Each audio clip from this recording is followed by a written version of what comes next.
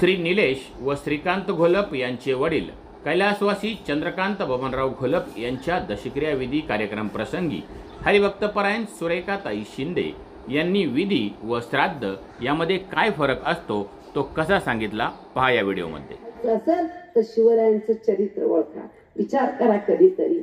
हे गड किल्ले 350 गड किल्ले संवर्धन केलं, काही नवीन बांधले। आपल्याला एक बंगला बांधायला आपलं आयुष्य पणाला लागतंय, पण 350 गड किल्ले बांधले पण स्वतःच घर कुठं बांधलं नाही, ज्यांचं नाव राजे आहेत। विचार करा। म्हणून हे गड किल्ले आहेत ना पोरांनो, ही तरुणाईची बलस्थान आहे। मला आवर्जून सांगायचंय पोरांनो, ते जपा, जरा तुमच्या अंगातलं रक्त सळसळू द्या, कारण त्याचंच नाव आहे संस्कार आणि संस्कृती। म्हणून हे सगळं आपल्याला जपलं पाहिजे। आपल्या बापानं शेती ठेवली, आपल्यासाठी घर बांधलं, तिकडे लक्ष नाही दिलं ना तर कोणीतरी घुसणार। म्हणून हे आपलं आहे ना, हे आपल्याला जतन करता आलं पाहिजे। कधीतरी विचारा ना, त्या इंद्रायणीच्या काठावर उभ्या असलेल्या आवलीला विचारा, बाई तुझ्या नवऱ्यानं जगाला 5वा वेद दिला, असं तू काय केलं ग?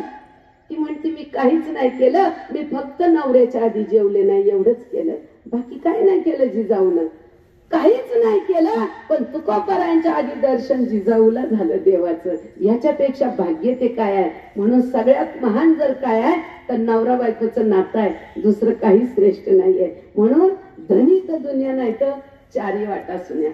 मला निलेश भाऊला श्रीकांत भाऊला हेच सांगायचंय, पोरं चांगलीच आहे पण आता आईवर लक्ष द्या पोरांना, कारण ती आई आहे ना जगात सर्वश्रेष्ठ आहे, पण जोपर्यंत ती सुखी आहे ना तोपर्यंत बाप स्वर्गात सुखी असणार आहे।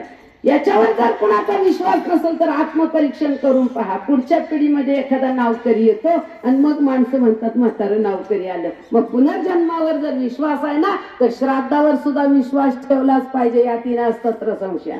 आणि म्हणून काय केलं पाहिजे? श्राद्धाच्या दिवशी खऱ्या अर्थानं आमंत्रित केलं जातं त्यांच्या आत्म्याला। 186 योजनांचा प्रवास आहे, पण क्षणात येता येतं, पण जाताना काट्या कुठे आहे? म्हणून जाताना पायात चप्पल नाहीये आपल्या, जाताना अंगावर वस्त्र नाहीये आपल्या, बरं का? पुन्हा तो आत्मा पुन्हा तो जसाच्या तसा होतो आणि यम नंतर न्यायला येतो। आधी राम निघून जातो मग यम येतो, तसा यम हात लावित नाही, कारण यमानं तेवढं पाळलंय बरं का। गिधारानं एक पाळलं, मेल्याशिवाय तो चोच मारत नाही, आणि यमानं पण पाळलं, मेल्याशिवाय तो त्या माणसाला घेऊन जात नाही। फक्त आपण पाळलं, आपण जिवंत कापू लागलो नाही ना। आपलं अन्न काय आहे? आपलं अन्न म्हणजे सात्विक अन्न आहे। म्हणून खऱ्या अर्थानं आपलं हिंदूंचं अन्न सात्विक आहे। यमाचं वैशिष्ट्य आहे, माणूस मेल्याशिवाय तो हात लावत नाहीये, कारण जोपर्यंत राम आहे तोपर्यंत यम हात लावत नाही।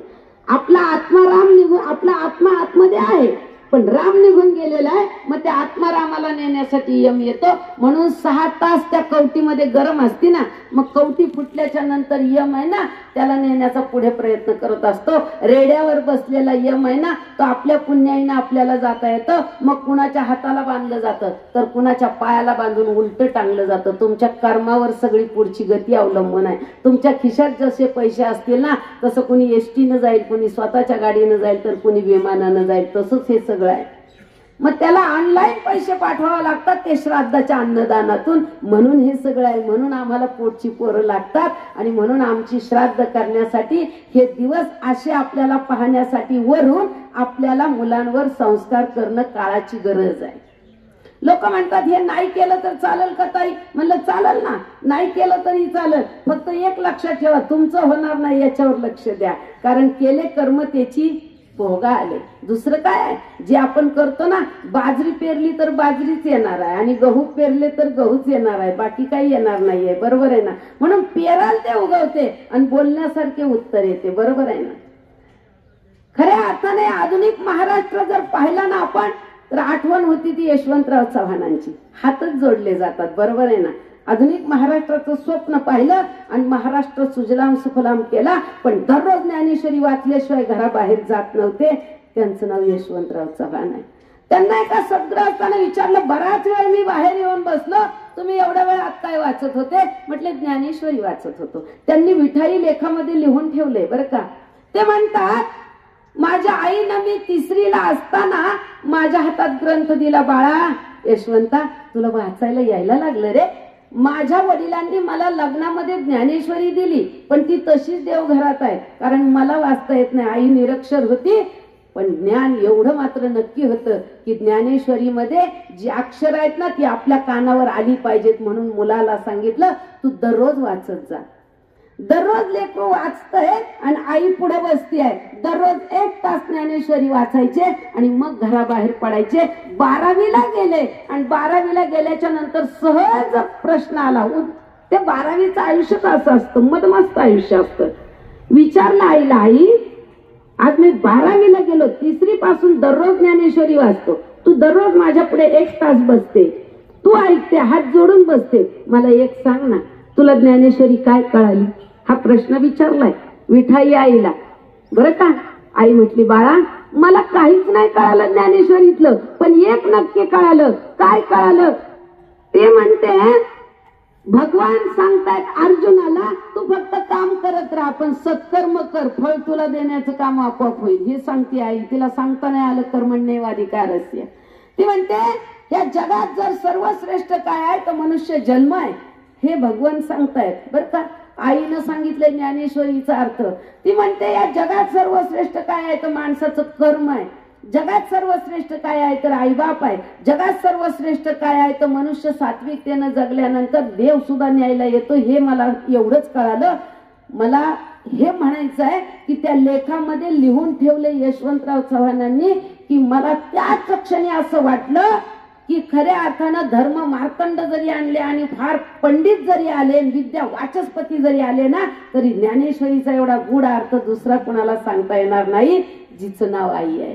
काय सुंदर जीवन आहे. कधीतरी विचार करा, मनुष्य पोटातून बाहेर येतो ना त्यावेळेस या पृथ्वीचा वारा लागतो आणि त्यावेळेस त्या आईला वाटतं हे पोरग रडलं पाहिजे, नाही रडलं तर आईला दुःख होतं. म्हणून जग उलट आहे. आपल्या देशाचे माजी राष्ट्रपती स्वर्गीय डॉक्टर अब्दुल कलाम यांना रस्त्यानं चालताना एकानं प्रश्न विचारला, कुठे निघालात? म्हटले वाढदिवसाला. म्हटले कुणाचा? म्हटले मित्राच्या मुलाचा. हातात काय आहे? म्हटले बॉक्स आहे आणि त्याच्यात खेळणं आहे, त्या बाळाला घेऊन चाललो आहे. सहज प्रश्न विचारला, का हो जर तुम्ही वाढदिवसाला चाललात तर वाढदिवस म्हणजे काय? मोठी माणसं उगाच मोठी होत नाही, ती त्यांच्या विचारांनी मोठी होतात, नाही का? त्यांनी इतका सुंदर अर्थ सांगितला आणि एका क्षणात सांगितला, वाढदिवस त्याला म्हणतात ज्या दिवशी तुमचा जन्म झाला पण तुम्ही रडल्यावर तुमच्या आईला आनंद झाला, त्याचं नाव वाढदिवस आहे. त्याच्यानंतर आईला कधीच आनंद होत नाही. बाळ रडल्यानंतर दुःख होतं. बाळाने रडू नये याचा प्रयत्न आम्ही करतो, पण झाल्याबरोबर रडलंच पाहिजे, त्याचं नाव आई आहे आणि त्याचं नाव वाढदिवस आहे. हे सांगणारे विचार जगात महान क्रांतिकारी ठरले. हे सांगणारे विचार जगाला खऱ्या अर्थानं मोठं नाही तर जगाला पाहायला लावले आपल्याकडं.